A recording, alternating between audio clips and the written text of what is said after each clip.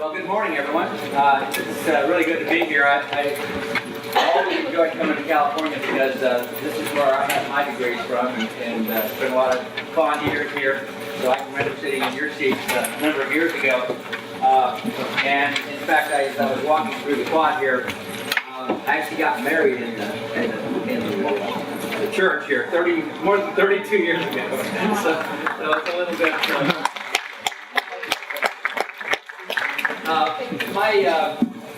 My discussion with you this morning is really to kind of give you a very broad picture of kind of how we view the world in the Department of Energy's National Energy Program, and specifically some of the things that are going on at the National Renewable Energy Laboratory, which, as the director, I have the great honor and privilege to lead.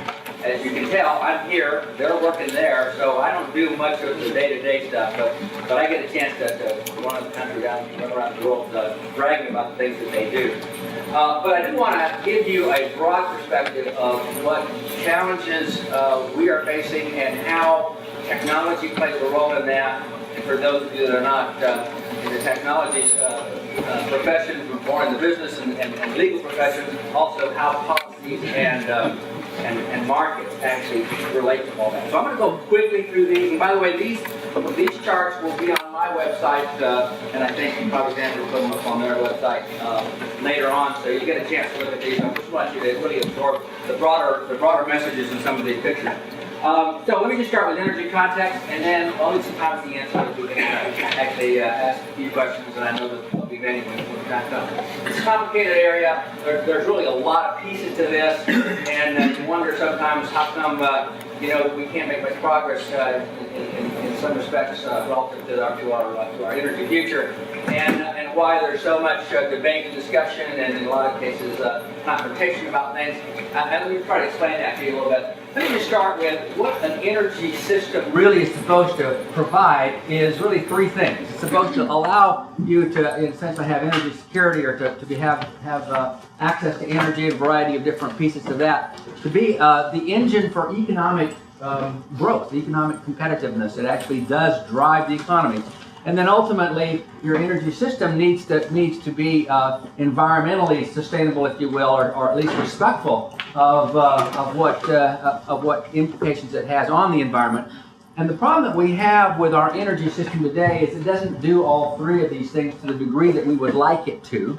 And as a consequence, we're always trying to figure out how do we make it be more responsive. I put this as a Venn diagram primarily because you have to address all three things simultaneously. We many times don't do that, and as a consequence, we will suboptimize. So let me go to the next one, which is kind of the premise. The premise is we have a system that's on the left. That's the attributes of the present system. And I think everyone will agree that we would like to be able to get to this set of attributes, which is on the right, which is essentially a sustainable energy future. Okay, so that would be the end point. That's what we'd like to have. And if you can get all these things, that would be success. And frankly, we should be technology agnostic. If any technology can give you these attributes, we should be happy. That should be the success factor. And as a consequence, it shouldn't be a technology trade-off or a pathway trade-off. It really, can you get to these attributes or not? And if so, can you do it cost effectively, yada, yada, yada. You get to that point, and then that's success. So this is the premise from which we start. The challenge is, how do you go from the left side to the right side? That's the challenge. How do you go from there, and at what pace? How quickly can you do that? All right. So that's really the challenge, and that's really the issue. There's a lot of things about the energy sector that make it challenging. And let me just say a few. There's books written on each one of these quadrants that I have on this chart. So I'll just go quickly. On the far upper left-hand corner, that's R&D investment in the sector. If you look at R&D investment in the sector as part of sector sales, it is a minuscule part. It's a little bitty piece.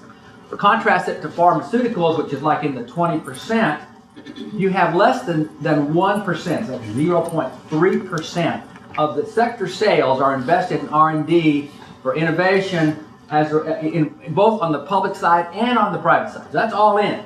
Right? So the sector just does not attract a lot of innovation, if you will, or investment innovation. On the right-hand upper corner is asset utilization. We have an infrastructure today that is very inefficient, and by that I mean it's idle most of the time. Our electricity system, which is made up of all the generators, transmission wires, and all those kinds of things, there's about $2.5 trillion of investment. At any one time in the course of, on an average year, we will only be using half of those assets. So the asset utilization is less than that 50%, it's like 47%.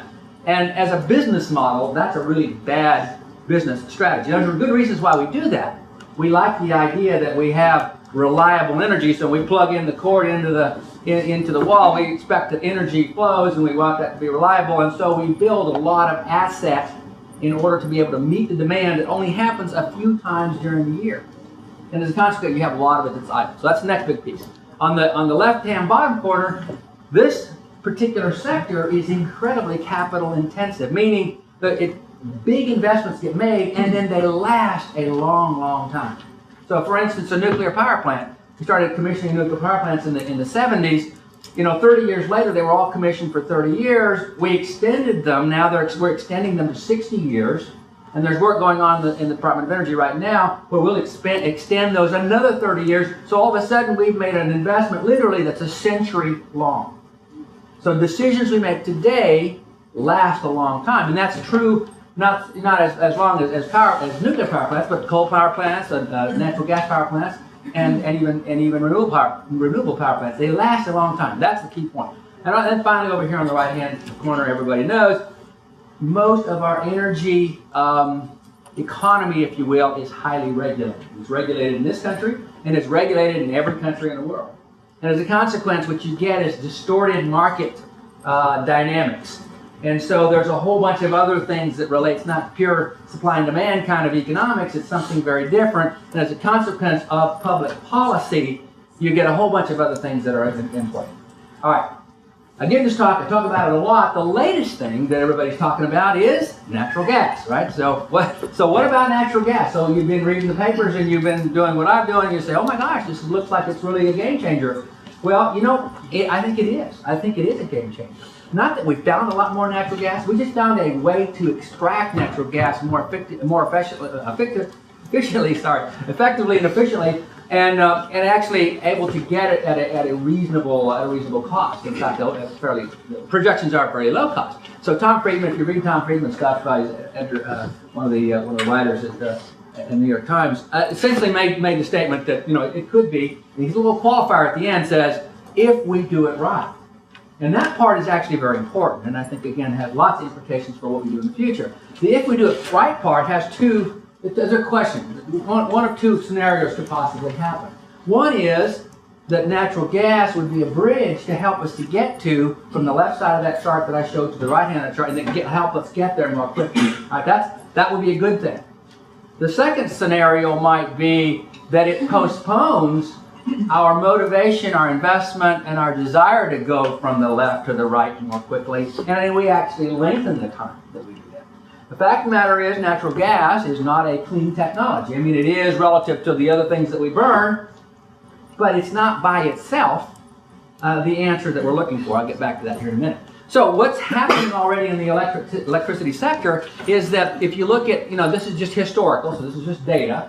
What you find is that, nuclear's been kind of flat, petroleum, not surprisingly, is coming down. Natural gas is moving up. Since 2008, we've gone from 21% of our mix to 27% of our mix, natural gas, and it's moving very rapidly. And actually, surprisingly enough, even renewables has increased, continues to increase. The real loser in this area, or in the displacement and the change, is coal. Coal used to be on a domestic entire country basis, it was 48% of our electricity mix. Now it's 38%, and that's diminishing rapidly. So much of what you see in terms of who's getting displaced, it's coal. And there's a variety of reasons why that's occurring. But you'll hear that debate in the news. The one other thing I'll point out is renewables. So renewables is about 13% right now, which is actually a lot more than we used to have. When I started, at NREL in 2005, we were like 5%. Now we're 6 or 7%. Most of that being hydro. Now we're at 13%, and that will continue. Most of it's hydro, as I mentioned, and the other is all the non-hydro renewables, which is also growing. In fact, an important part. in terms of capacity, the capacity of our electricity system right now is about a terawatt. And as you can see here, coal is 30%. It was, remember I said it was 48 and then coming to 38%. That really is because coal generates more energy on an annual basis, even though it's only 30% of the mix. Capacity-wise, on a generation side, it's more like 50% of the mix because the capacity factor, it's operating more of the time, which is another dynamic that you have to play in this arena. The interesting piece is here's what we have today. We're going to add about another quarter of our generation asset over the course of the next 25 years. More than half of that will be natural gas, and about a third of that will be renewables. And then there's a little piece that'll be on everything else, and that actually is going to be a replacement of what's going on over here. And the growth actually is actually relatively modest in terms of the demands in this country. Now, that's not true in Asia, and that's not true in other parts of the emerging economies. But that's what we have here domestically. And that also portends the fact that there will continue to be, and this is now a focus on renewables. If you look at renewables, what you'll find is kind of we're right here. This is 2010. So we're right here at this point. And this point right here is this is an EIA projection. What they're suggesting is that over the course of the next few years, one of the things, there's a thing called the production tax credit that subsidizes wind technology when you deploy it. And that's going away. That's expiring at the end of this year. And if it doesn't get renewed, then what you get to is instead of this slope of renewable penetration, you get this slope. So the message here is renewables isn't going away. It isn't going to stop, but it's going to slow down. I mean, that's what the EIA would project. Now, I might add that the EIA is an agency within the Department of Energy that does these analyses. They do all these economic analysis. But frankly, what they do, and this is my analogy, but my metaphor is that they're kind of driving the car by looking in the rearview mirror. It's like, what have we done today? And then they just kind of extrapolate that. Okay, so that's not necessarily what the future needs to be. It's just what if things don't change, that's the trajectory we will stay on. All right, so that's how these projections get made. And I would encourage the economists in here to think more holistically about what do we want the future to look like and get to that. And let me now talk about that. Well, let me just one more thing on natural gas and I'll come back to that. So remember I mentioned that the Venn diagram. I always start with that because there's this piece called environment, and in the environment piece there's a thing called emissions and greenhouse gases and CO2 emissions that are actually important. I chair the National Science Board. It's the agency that oversees the National Science Foundation, and we have the oodles of science capability, $7.5 billion of work that we do. One of the things that we do is we look at climate science. And if you look at climate science in any detail, it is very clear that the climate is changing and it is man-made. Okay, so I don't know how else to say that other than just say it bluntly, and the science supports it. And there's no debate about it among the scientific community. And if you go look at stuff, if you go to the North Pole or the South Pole, which I have done, and you look at what's happening, it is absolutely dramatic and stark and life-changing.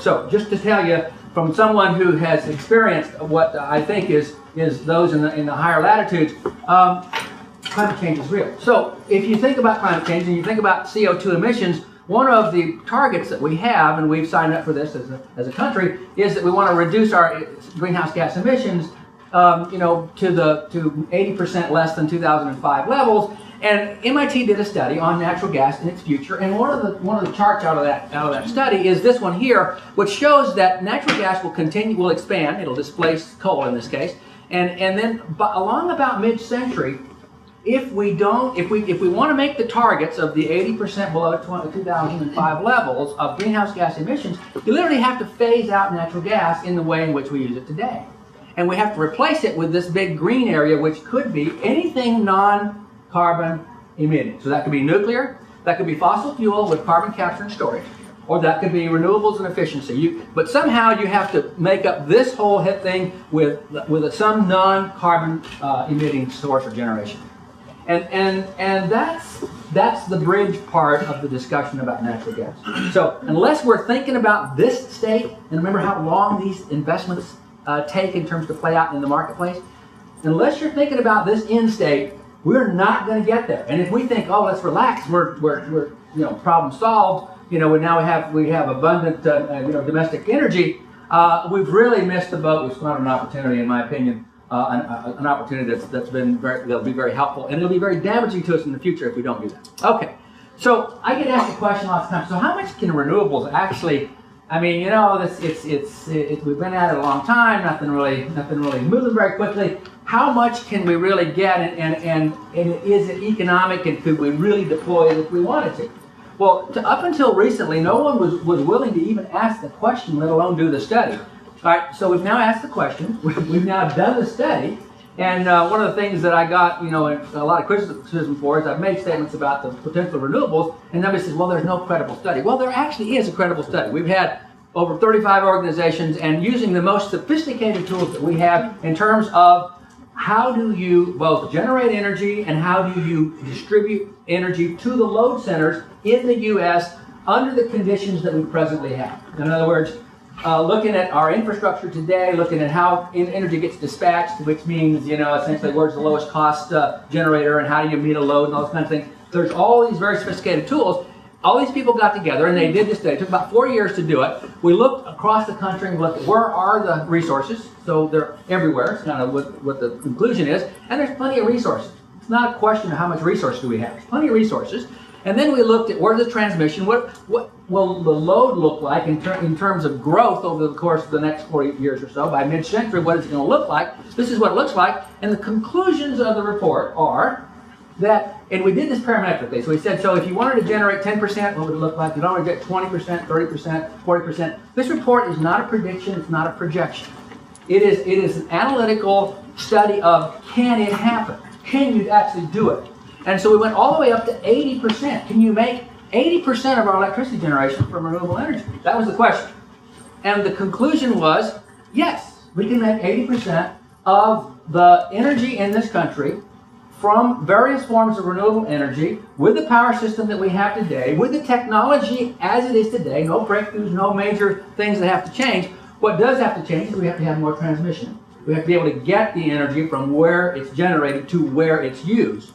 But for the most part, it isn't something that is impossible. In fact, this is a simulation and a calculation year by year of where the generation is, and the various colors are the different kinds of renewables, and you can see where they are. And this is an annual thing, so it kind of pulses a little bit to show you how much it's growing on an annual basis, and then how much you use, and then you have the seasonal variations.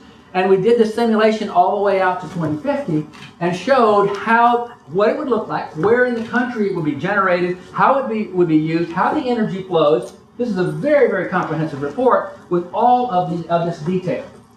It's the most detailed study that I've seen to date. But the conclusion is, this is worth studying. There's something here that we can take advantage of. It's not that it is the future that we predict, it is the future that's available to us. It's a future that we can aspire to if we just chose to. Now, it's not a matter, again, of do you have the resources? Does the infrastructure accommodate it? Do we know what we need to do? We can answer all those questions. This is an analytical scenario discussion and assessment. And in fact, the bottom line is you can do it. So it really is about what kind of investment do you want to make. It is about markets. How do you deploy these various technologies? And ultimately, how do they get integrated into a new future that's very different than the future that we have now? Now recognize that the EIA projections, they don't say this. They say, okay, we're going to be on this track that we are, and we're at 14% now, and if we work really, really, really hard, by 2035 we'll be at 15%. So I'm always, kind of the pragmatist about this. I say, so what is it that, why would we want 15% instead of 14%, and why can't we do more? And so a lot of that has to do with these things here. It's really a lot of investment required that make that work. Let me just talk about technologies a little bit, and I'll come back to the endpoint, and then we'll ask some questions. I'm not going to go through this in any detail because I think many of you can go look this stuff up. But mostly, photovoltaics, that's kind of one of the big flagship programs within the Department of Energy. It's the glamour child. That's the one that everybody focuses on. It's really cool science. But sunlight in, electricity out. It's great stuff. Solid state. Great physics. Lots of great science going on. And one of the things that got me interested in the field literally 30 plus years ago, And we're making progress. You know, we're at 4 gigawatts here. You know, I might add, Germany's at 18 gigawatts, and they've got the sunshine of Anchorage, Alaska. Now, you know, it's going to say, well, how does that work? Well, the reason that works is because they also have energy prices that are like 30 to 35 cents kilowatt hour, where we have energy prices that are down between 5 and 10 cents kilowatt hour. That's a big difference. It's a big driver. And so even though they don't have much sunshine, this actually makes sense in Germany, more so than it makes sense here in many parts of our country. It does make sense in some parts of our country. And so that's the point that I want to make. Lots of great science for those of you that are working on science degrees or engineering degrees. Lots of really cool stuff here. This is our biggest program at NREL, and in fact, you know, as I look in the lab, there is more exciting stuff going on today than there's ever been in the last 30 years of my professional experience. We've got some great work going on, even with Stanford and with SLAC. We just won a couple of awards that we're doing using the big synchrotron that you'll see, I think, later today. It's about materials and about materials understanding, and we're starting to get sophisticated in understanding how to manipulate essentially the various properties and the physics of materials so that they provide us the kind of service, the kind of capabilities. Great opportunity for innovation. I expect this to continue. I won't go through this in any detail other than to say there's some great science and material science, engineering science, and a lot of other things that go with that, along a lot of different types of technologies that we can aspire to. And I'll be happy to talk about the details of any of these with anyone if they're interested. Wind is another to me, it's one of the more interesting. I'm a mechanical engineer you know, worked in thermosciences and fluid dynamics and those kinds of things. These things are just, they defy logic. You know, when I started in the business literally 30 years ago, the largest wind turbine was 1.8 meters in terms of wingspan, in terms of the swept rotor. These machines now, I was just in Germany at a plant, not in Germany, I'm sorry, in Denmark, at a plant that where Siemens has their new R&D center. They've got a 6 megawatt turbine. The swept area of this thing is 120 meters. Okay, that's well larger than a football field in terms of the swept area. The nacelle, this little piece right here, this is the part where the gears are that after the blades turn and they turn the motor and they get you some inductive electricity coming out of that thing. That thing weighs 250 tons. And so you wonder, how does the wind actually move this stuff? Well, it's incredible. It does, and it's, you know, we've already got an incredible amount. We've got like, you know, 50 gigawatts, 1,000 megawatts in this country. A lot more internationally, a couple hundred gigawatts in terms of international deployment. And the costs are really coming down. They're getting to be where they're almost competitive with the traditional fossil fuels before the natural gas revolution. Okay, so we've made a lot of progress and lots of great things are happening, and there's just, again, a lot of really cool stuff that's going on. And one of the things I like to show is that we are now looking at these fields as systems. And so you look at the entire energy that's coming out of a wind farm, so typically 200 or 300 megawatts at a time, sometimes up to 500 megawatts. And what you find is that the field underperforms. And part of the reason it underperforms is that when one turbine is sitting in front of another turbine and the wind blows directly downstream, as you see here in these various pictorials, this is an actual measurement, this is the simulation. What you see is actually the energy taken out of that wake from the first turbine, creating the wake, actually will reduce the power output of the second turbine by as much as 60%.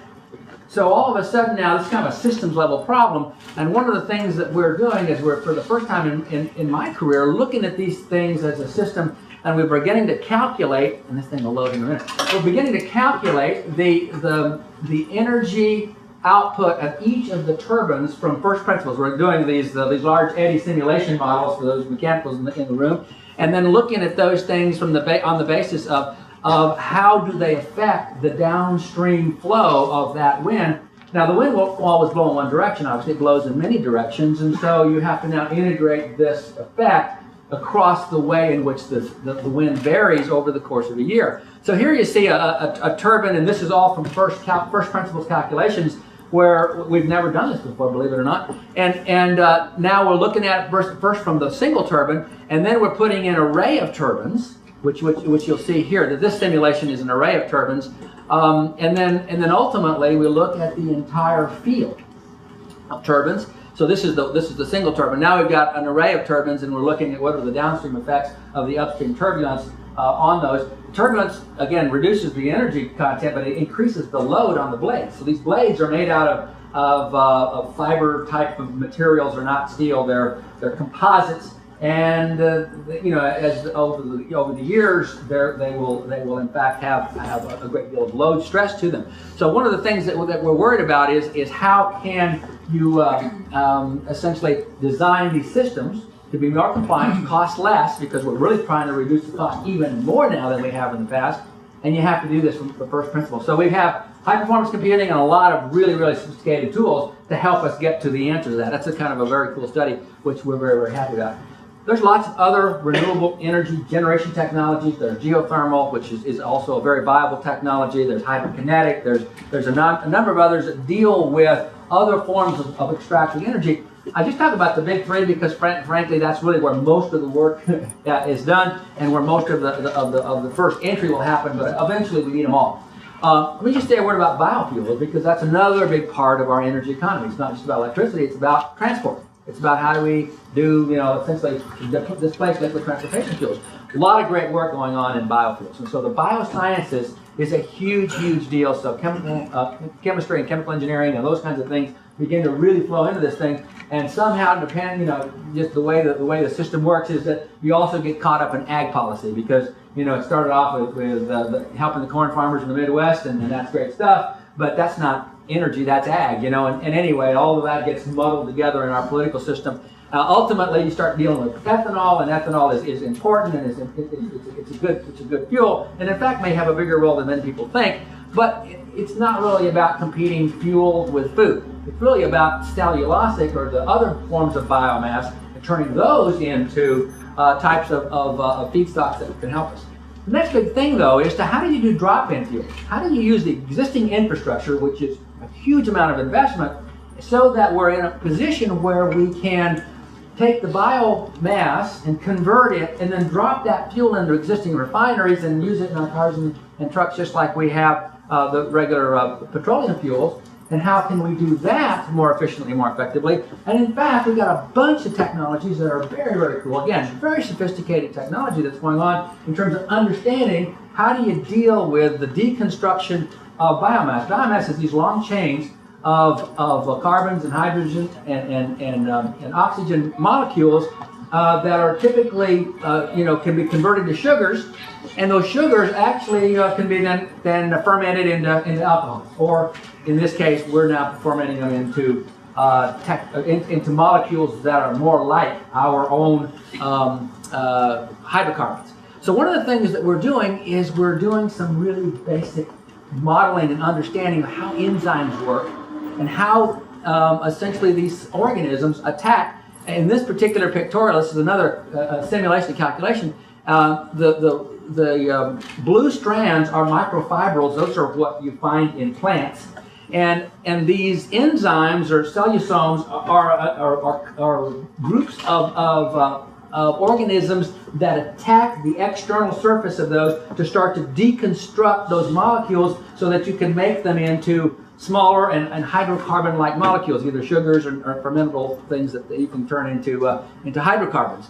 And this is a calculation of essentially the crystallography of the thermodynamics, if you will, of these organisms. What allows them to do, these enzymes, is essentially what insights we get from that is that they wrap around the microfibrils and cut them loose from that. When I started literally 8 years ago at NREL, we did not even know this, and this is really new stuff. Again, a lot of great science that we're adding to it, and it allows us to then manufacture and otherwise bring biomass in ways that allows us to deconstruct it and put it into our energy mix a lot more efficiently, a lot more effectively. A lot of great stuff going on there. I would be remiss if I didn't talk about efficiency, because one of the keys to improving our energy mix on the generation side is making everything a lot more efficient. We are so inefficient, it's embarrassing. Our system wastes roughly 2/3 of the energy content in its initial state by the time we get to use it for some service that we care about. Mobility, heat, comfort, whatever that service might be. And we've got to do a lot better. Transport, no one can deny the fact that we've got an inefficient transport system. All right, and that includes all the discussion about private transport versus public transportation, those kinds of things. Lots of things can be done. It's not we're devoid of innovation. We can innovate. And to the administration's credit, one of the things that we've chosen to do as a country is to set the standards higher. So instead of 27 miles per gallon, which is where we are now, now we're saying let's double it. Let's double that by some reasonable amount of time, 2025 or whatever. And that would go a long way. I mean, if you think about it, you double the efficiency of the automobile transport sector, and you cut in half the amount of energy that you use in that sector. I mean, that sounds like a pretty good deal. So all of that to say is there's a lot to be done here in this sector. And for a lot of reasons, we don't do that. I'll get back to that here in a minute. Buildings is another one. Buildings are incredibly energy intensive. Something like 70% electricity is used in buildings, both residential and commercial. Some very, very large fraction, 40% of our overall energy consumption, it goes into buildings. And we can do so much better. And in fact, take a moment to look at this. Look at commercial buildings. It's about 20% of overall energy usage in the country. A lot of it is lighting. We live in a great part of the country here in California, and the sun is out most of the time. We get a great sunny day today, and we haven't all the lights on, But what's up with that? So there's ways to do this differently. And so one of the things that we're looking at is what are all those things that you can do? And there's lots of them.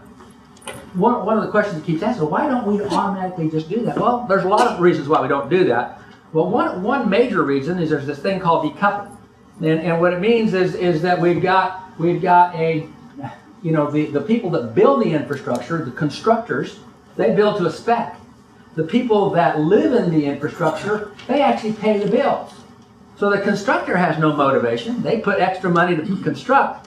It's, or the developer, they don't really care. It's the tenant stuck with the bill. They could care less economically about how it looks, how it functions. They care about how it looks, unfortunately, more than they care about how it functions. The important part, though, is we can do something very, very different. If you were to add up all of these things, and I'll finish here in a minute, you can do things like what we've done at the National Renewable Energy Lab.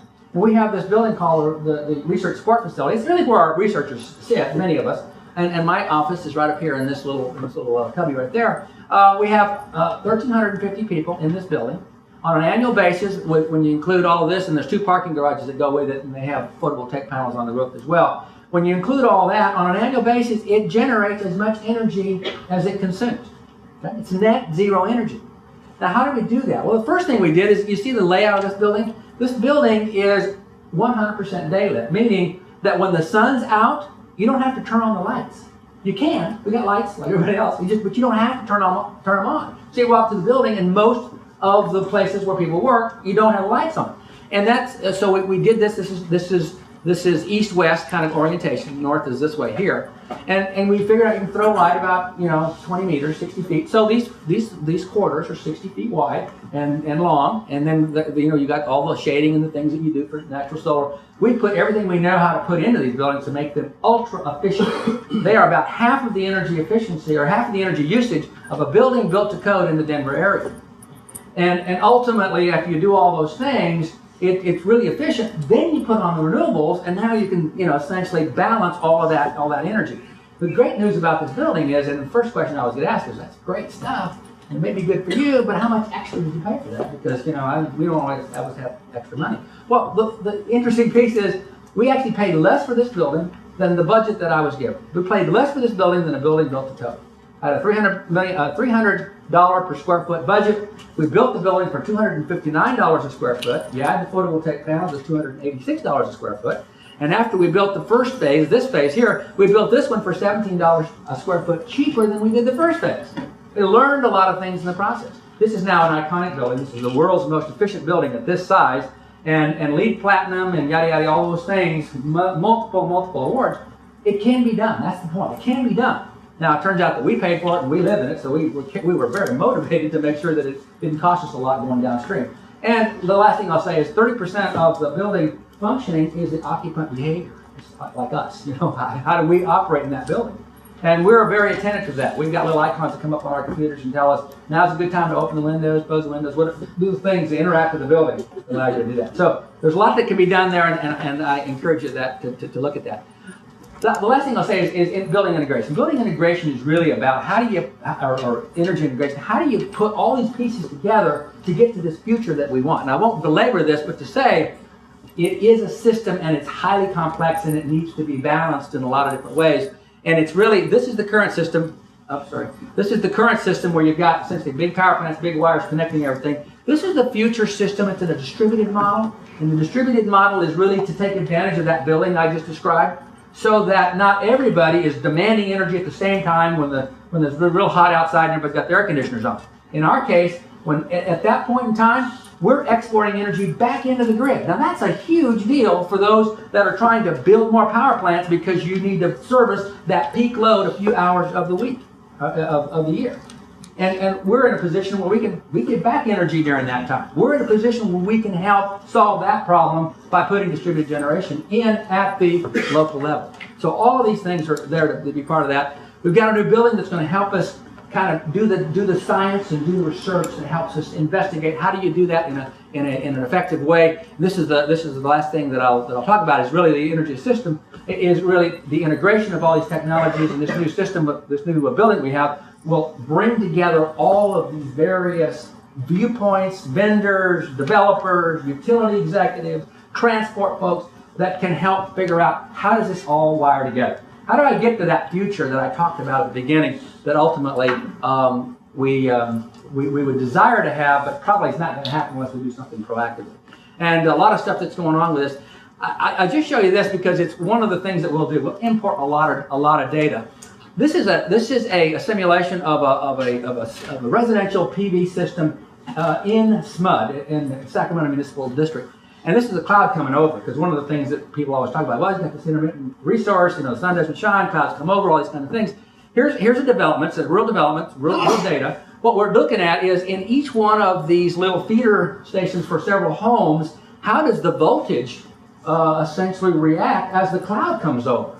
And so we're looking at how do you deal with that, and how do you then do the voltage support that's necessary to make sure that if you did this on a really broad scale, it doesn't bring down the system, doesn't make the system unreliable. So it has really more to do with how do I incorporate, how do I essentially actively begin to change the energy portfolio using as much of the renewable resources as I can, and not letting it be a barrier, being part of the solution, not being part of the problem.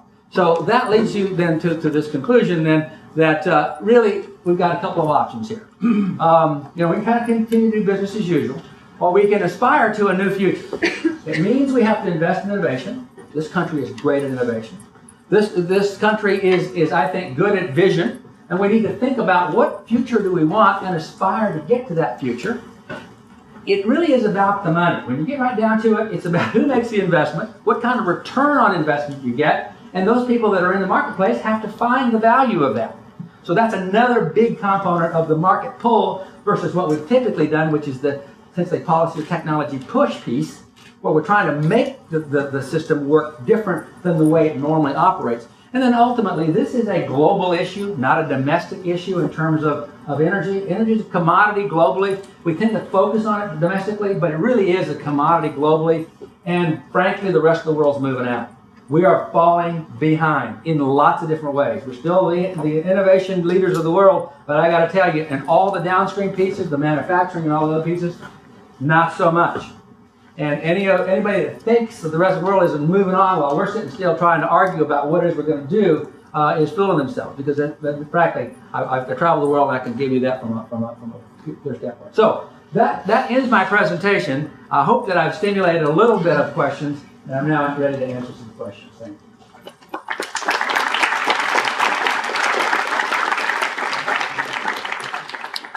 Okay, so now we'll just start and do a bang thing. Let's go.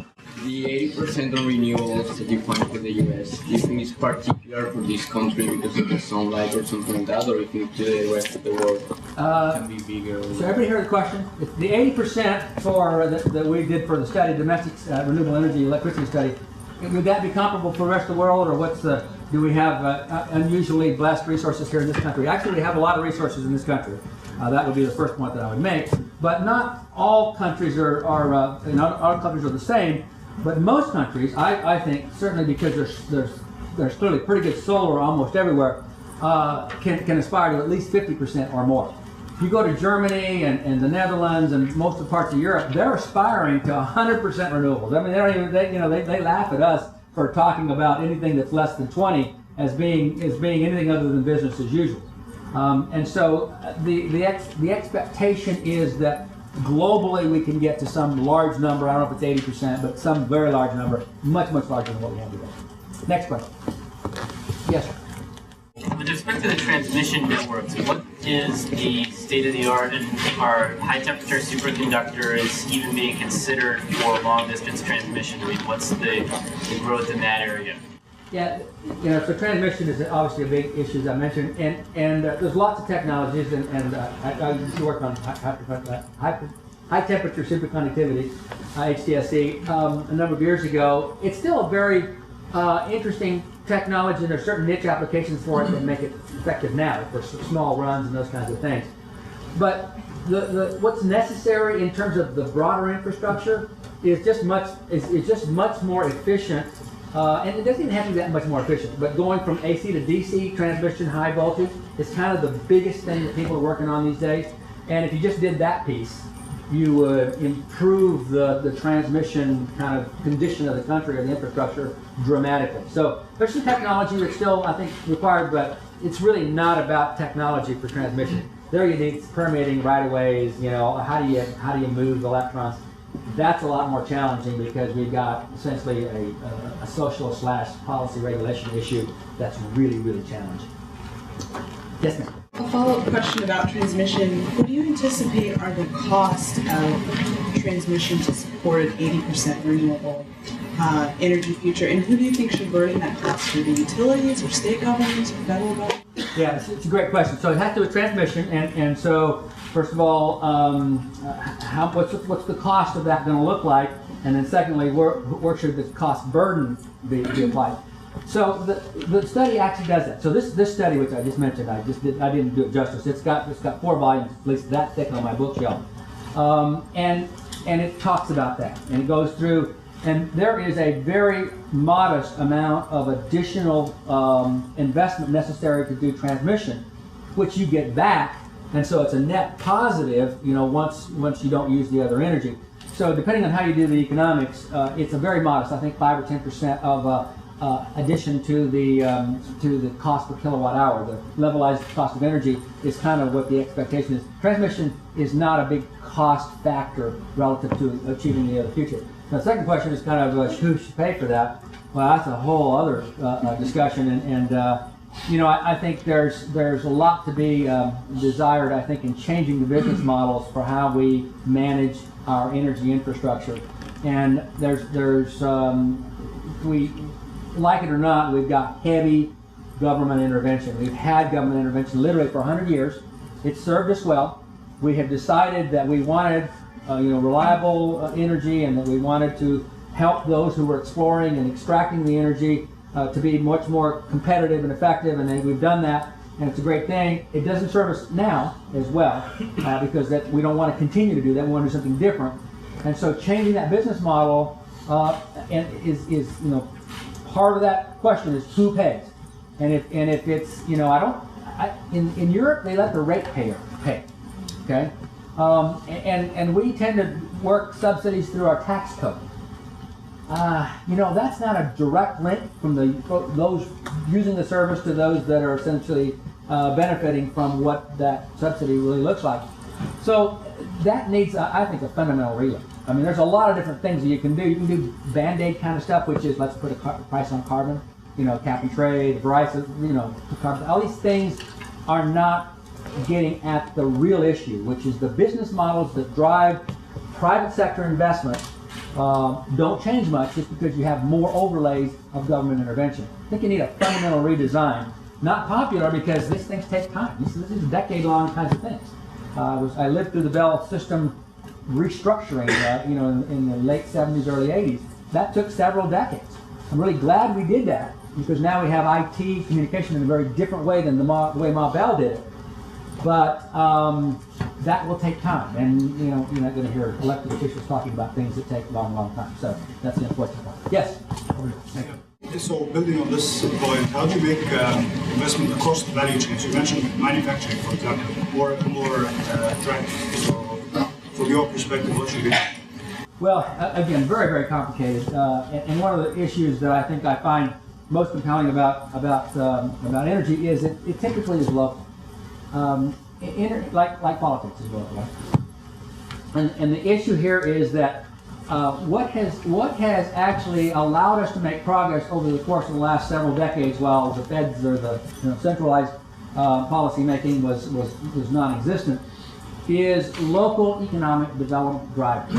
When a region, a city, a state, a region of the country decided that they want to make, kind of renewables or clean energy or sustainable energy a tool of economic development, they will put the policies and regulations in place and the facilitation to make that become a little cluster and center of excellence that promotes these technologies. That creates jobs, that creates economic development, you get reinvestment, you get lots of things that are attendant to the economic model.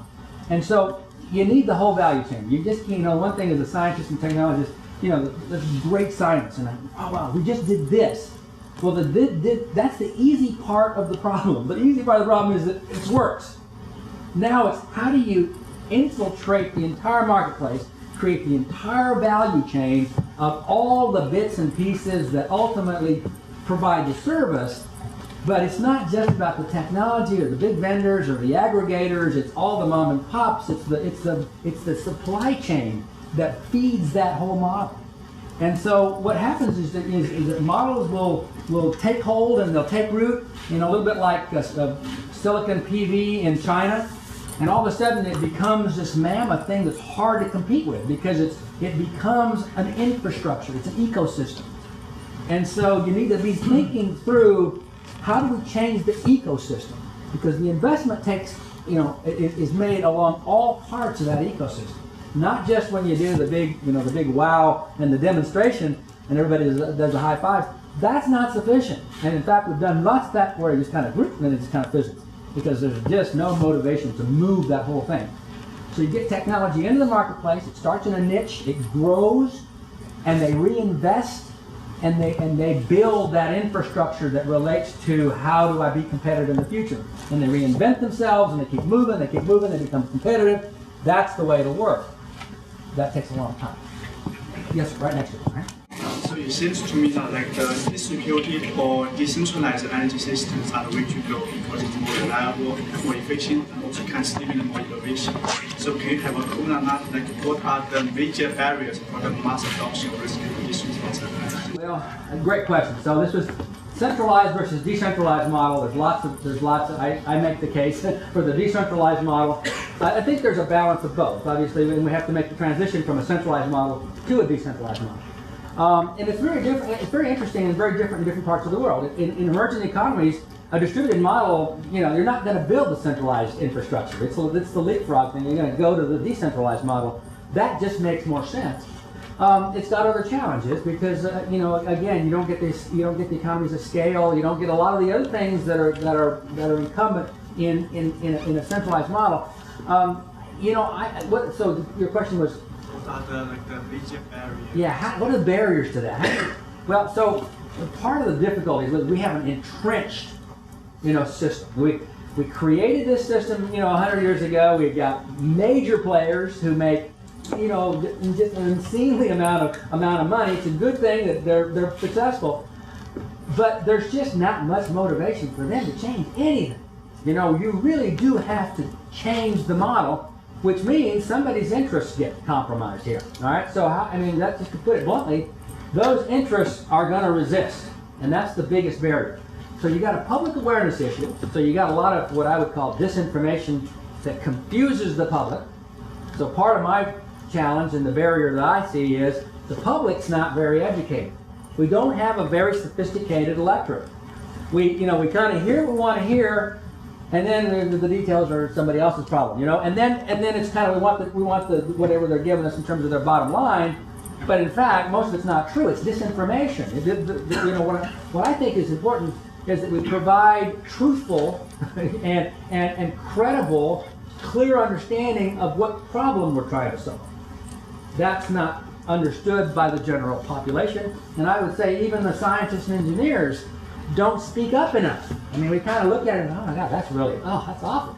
You know, I'm going to go back into my lab and do my stuff because that's, you know, I don't want to deal with that, you know. So you got people like me that's my job. My job is the evangelist, so to speak, and that's my job is to go out and tell people, here's what's possible.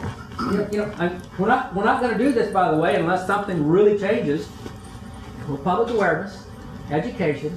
I think, again, there's a way to use the existing system. I tend to think that you want the incumbents to be part of the solution, not part of the problem. So engaging dialogue. Tomorrow I'll do an energy dialogue with the oil industry, the gas industry, the nuclear industry, and all that, and say, you know, in a closed room, say, no one, take your badge off, and I'm not going to quote anybody. Tell us what you really think. Let's talk about what we can do together. Let's talk about, forget the politics for a moment. What would you do if you were, you know, had total control for a day or two? And have those dialogues and understand that what's common among those various perspectives and points of view. That's social engineering, communications, and that is a whole broad cross section of things that we typically don't get, whether you're in law school or engineering school or economic school, whatever. You don't get that. And it's this broader thing, which is why I'm very pleased to talk with this group, because you're thinking that way. You got some cross-pollination. This problem is really, really complex with all kinds of issues and problems with it. Unless we kind of get together and do it together, you know, we're not going to make much progress, which is kind of where we've been for the last week. Look, over here and then go back to this other. So what are some of the ways in which NREL does collaborate with the private sector? Well, so our charter has always been, my job mission is the technology gets developed, but otherwise has to get developed, integrated, and adopted. So we're not done until the energy mix changes. Okay, so that's kind of the issue. So we've recognized way from the beginning that it's about partnership. Unless we do this in partnership, you know, doing the great science in the lab and throwing it over the wall, hope some good things happen, that doesn't work. It just never has worked, never will work. Certainly not in this sector it won't work. So we do a lot of things. We do collaborations with industry. You know, our charter, and the reason we're given money is to do R&D typically. All right. Now we've broadened that a little bit because we see the problems with trying to get to the endpoint, needing all these other component things. So we do analysis, analytics, as you've seen, and a variety of other things that relate to the integration, because that's the next big thing in my mind. And so it's all about partnerships. We do everything we do in partnership, both with the university, the academic community, as well as with the private sector.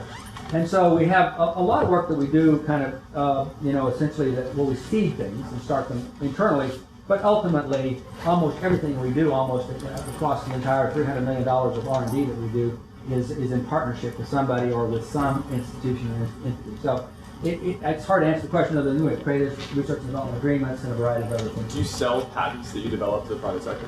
How does R&D get from you to end use? Good question. All right. So the technology typically flows. So we'll patent something and do something. Let's say we do it by ourselves or in collaboration. I'm responsible as the laboratory manager to see that technology gets licensed in the marketplace.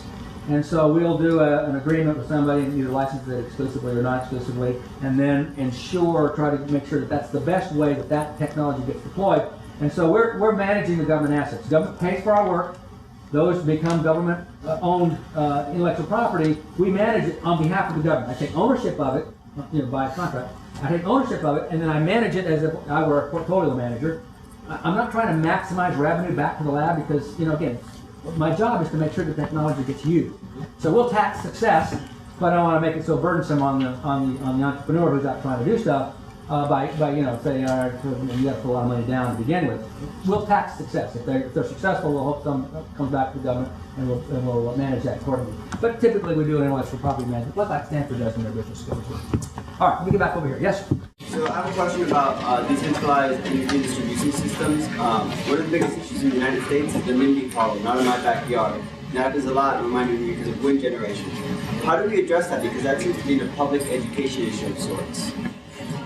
Yeah, and that's a tough one. It's a social issue, and it's a values issue, and some people, in Texas they like oil rigs, and in Massachusetts they don't. So, same with wind turbines, except it's the other way around. And I think there's lots of things that one can do. If you talk about offshore wind, we can put the turbines farther offshore, so then you don't see them and everybody's happy.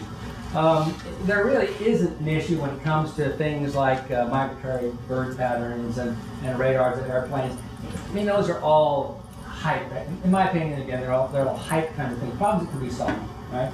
We kill more birds in stationary buildings than we kill, with some of these projections about how wind turbines would operate. But that's really not so much the issue. The issue is it's a value judgment. And the question that, again, back to the public and the public's perception is, what do you want to get your energy from?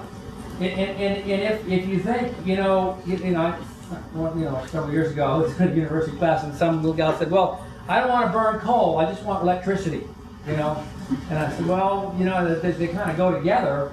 And in this case, once you know that you burn coal, then you ask the question, would I rather burn coal or would I rather use the wind? And maybe it isn't an either or sort of answer, but at the same time, there's a lot more that we can do in public perception. If you go to Europe, you don't have some of these kinds of discussions. I mean, you do, but to a larger, much smaller degree. And that has more to do with the fact that they've embraced the idea that we have a renewable energy future, and it's really important, we're going to get to 100%, and by the way, we're not going to use nuclear. That's what they say in Germany. I'm thinking, really? Wow, okay.